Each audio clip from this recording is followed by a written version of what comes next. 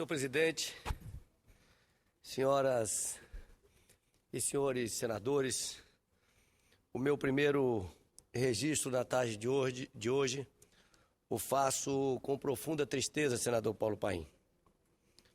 Soube que Vossa Excelência também já se referiu, como também o senador Vital do Rego, ao falecimento do governador Marcelo Deda. Todos aqui sabem da minha origem sergipana, meus pais são de Sergipe, nós mantemos ainda um profundo vínculo com o estado de Sergipe e, portanto, o falecimento de Marcelo Deda nos toca profundamente. Marcelo Deda foi um político com P maiúsculo, foi um político que soube aliar uma grande capacidade de diálogo, uma grande capacidade de formulação e uma grande capacidade de execução.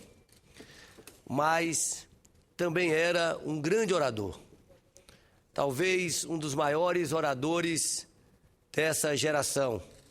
Aliás, eu não tenho dúvida de que Marcelo Deda foi um dos políticos mais brilhantes dessa nova geração de políticos.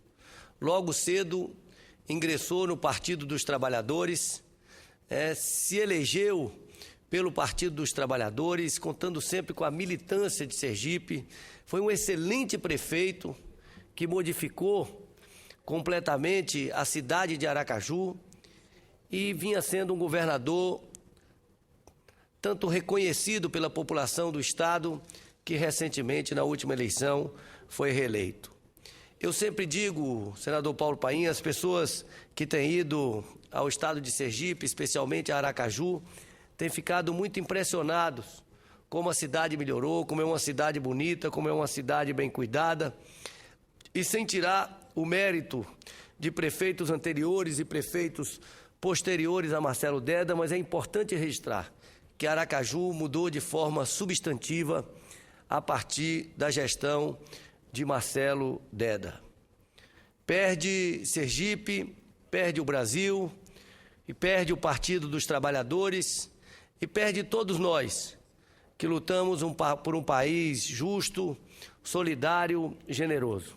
Marcelo Deda era um político correto, um político honesto, um político competente e um político que, embora tenha galgado cargos muito importantes, até o maior do seu estado, como governador, nunca perdeu a sua simplicidade, a sua proximidade com a população. Eu me lembro, e isso me marcou profundamente, que num desses pré-cajus, eu estava em Aracaju de férias, que é um evento que antecede o carnaval em Aracaju. Deda, como governador, ele se misturou àquela multidão sem segurança, como um aracajuano, como um sergipano que estava ali extravasando a sua alegria. Eu quero aqui cumprimentar a sua esposa, trazer nossa solidariedade, nossas condolências à sua esposa Eliane Aquino, a seus 5 filhos, aos seus amigos e a todos que tiveram o prazer de conviver com Marcelo Deda, que era, além de todas essas qualidades, era um bom amigo, um bom companheiro, uma pessoa extremamente aprazível e extremamente agradável. Tenho certeza que falo em nome de todos os militantes do Partido Socialista Brasileiro, nosso senador Antônio Carlos Valadares, que deve estar nesse momento em Sergipe, era um grande amigo, um grande companheiro, um grande aliado de Marcelo Deda, e o nosso presidente, o governador Eduardo Campos, tinha em Marcelo Deda e em sua esposa Eliane, ele e Renata, tinham como 2 grandes e queridos amigos, como um grande interlocutor sobre as questões que afligem o Brasil, que lhe afligem o Nordeste. Portanto, Marcelo Deda se foi, mas deixa conosco o seu compromisso, o seu exemplo de compromisso na construção de um Brasil melhor. Quero aqui também, senador Paulo Paim, registrar que amanhã, dia 3 de dezembro, será celebrado o Dia Internacional das Pessoas com Deficiência, que representam algo em torno de 1/4 da população do país, ou seja, 45,6 milhões de brasileiros, segundo o IBGE. Ainda que estejamos diante de grandes desafios para a garantia plena dos direitos desses brasileiros, não podemos deixar de celebrar os avanços que, apesar de tardios, fazem a diferença no Brasil, que foi um dos primeiros países a assinar a Convenção das Nações Unidas para as Pessoas com Deficiência, ratificada pelo país em 2008. Lembro que participei ativamente desse processo, ainda como deputado federal, e, na ocasião, a grande bandeira histórica levantada pelas pessoas com deficiência se referia à dignidade. Isso porque o nível de desrespeito era tão flagrante e disseminado no Brasil que o combate ainda não tinha tanto foco na autonomia, mas no direito à vida digna. Uma batalha essencialmente cultural contra uma visão arraigada que tinha deficiência como uma doença a ser curada, a ser combatida, e não como uma condição humana a ser respeitada, a ser preservada e valorizada em nossa sociedade. Foi com a Convenção Internacional que o direito à autonomia e participação passou a ser disseminado no Brasil e no mundo. Deficiência era muitas vezes tida como ineficiência, porque o princípio que prevalecia era o de que essas pessoas não seriam úteis ao desenvolvimento e, portanto, deveriam estar alijadas, quase que isoladas em sua limitação. Mas os limites ao nosso desenvolvimento são muitos mais complexos e outros do que as limitações do corpo físico, e inclui tantos e mais graves limites no campo econômico, político, social e cultural. Quando falamos em limites do outro, temos que nos perceber em nossas limitações. Muitas vezes, mais graves do que não poder escutar, é não ter disposição para compreender, para perceber o outro. Mais grave do que não poder falar, é não ter o espírito aberto ao diálogo, em seu sentido real de troca, de partilha de saberes. Assim como, senhor presidente, senhoras e senhores senadores, mais grave do que não poder ver é não ter a sensibilidade de cultivar uma visão além de si, de saber enxergar como exercício do espírito e não apenas do corpo, pelas lentes de uma outra visão de mundo, altruísta, solidária, agregadora. E faço essa reflexão aqui nesta tribuna porque, para falar de deficiência, qualquer que ela seja, é preciso antes entender as limitações, simbolicamente enraizadas pela sociedade na relação com as pessoas com deficiência.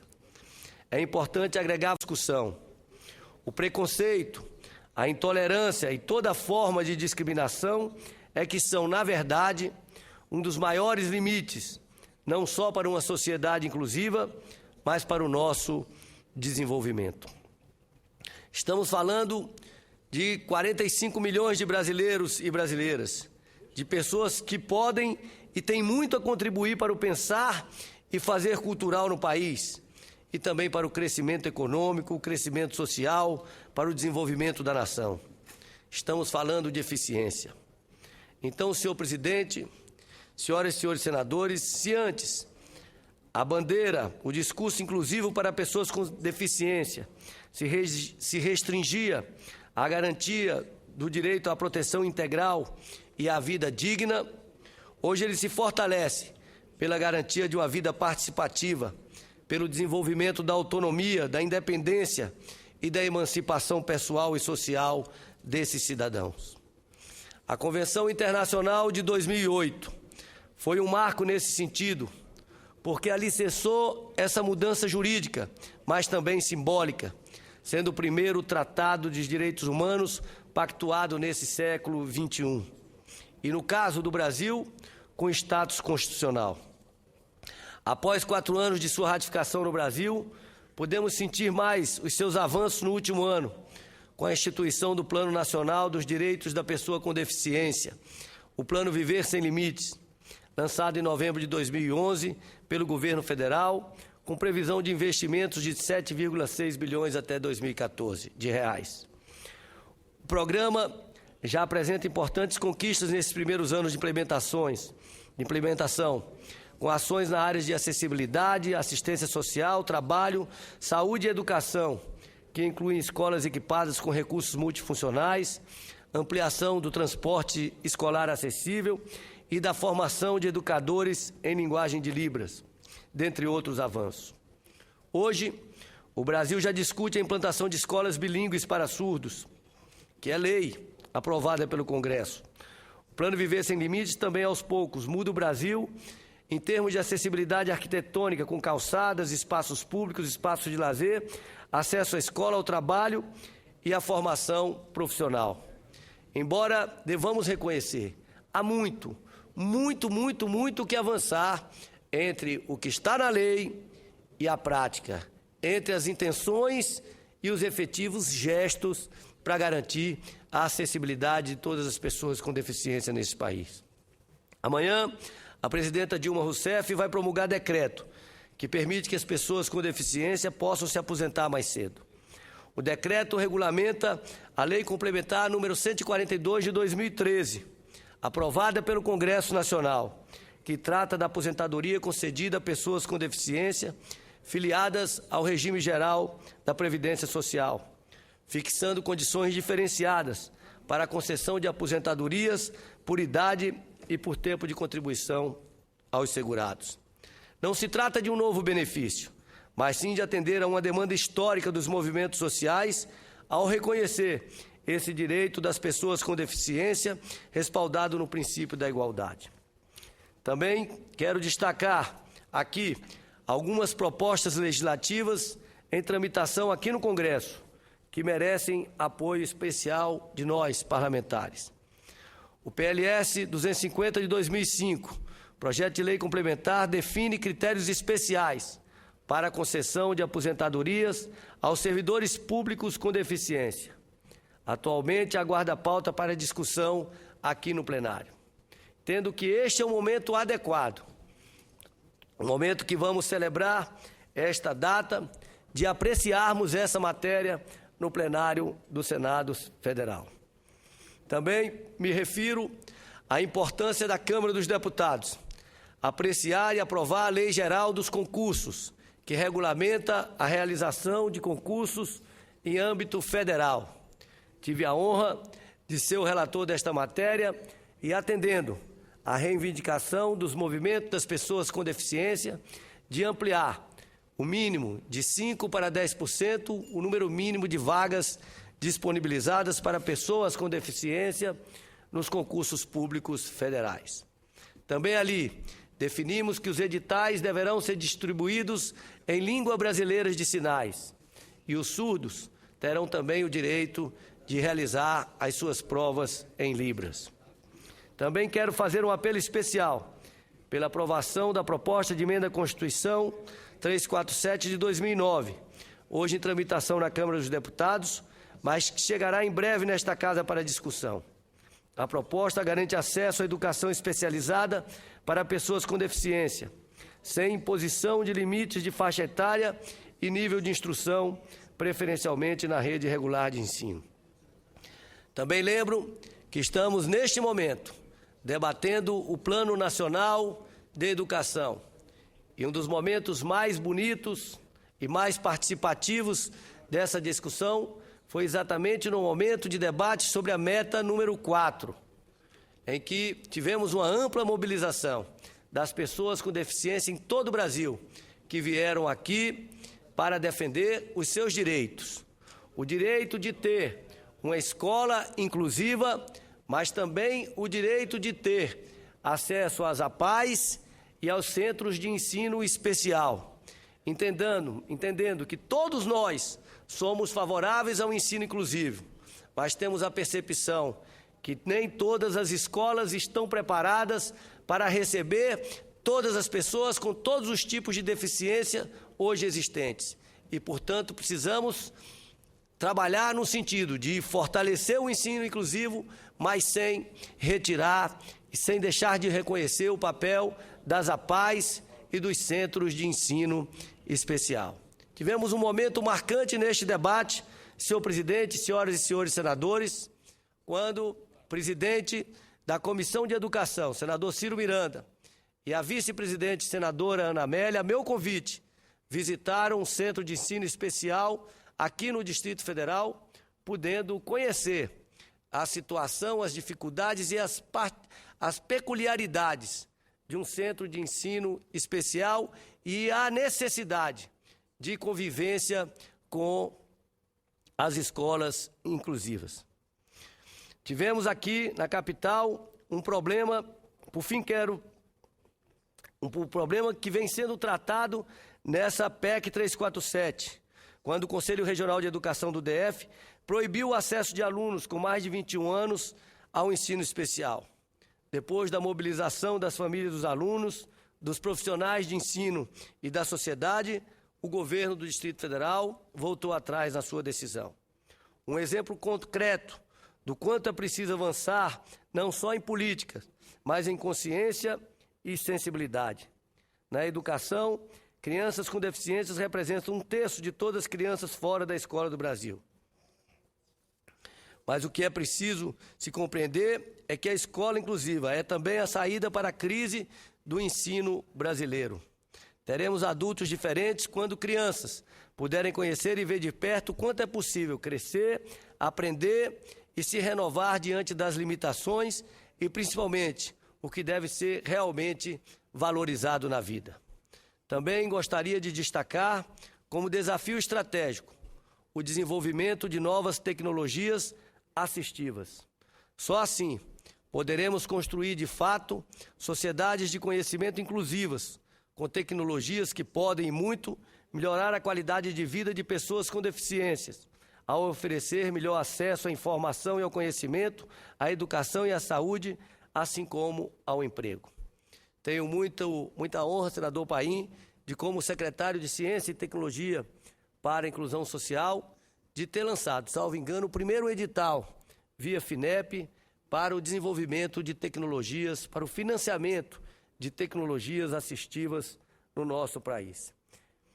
Eram essas as considerações que gostaria de fazer hoje, senhor presidente, senador Paulo Paim, que tem um histórico de luta em defesa das pessoas com deficiência. Os limites não estão definidos pela condição de cada pessoa, mas pela cultura que dá sentido à vida em sociedade. Avançamos para um novo paradigma, que ainda precisa ser processado, não só em políticas, mas em práticas cotidianas.